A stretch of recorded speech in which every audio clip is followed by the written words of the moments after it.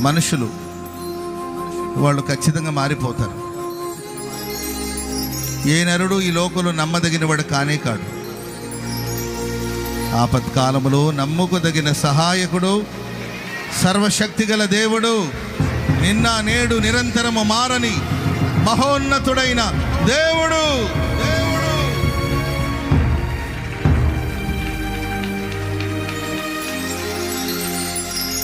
ఆయన నీ పక్షమై నిలబడి ఉన్నాడు.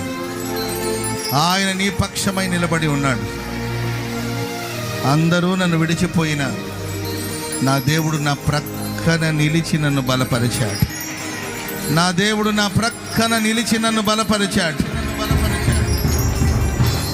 మొదట నేను మాట్లాడినప్పుడు ఎవరూ నా పక్షాన నిలబడలేదు. పౌలు గారు అంటారు, ఎవరూ నా పక్షాన నిలబడలేదు. అందరూ నన్ను విడిచి దూరంగా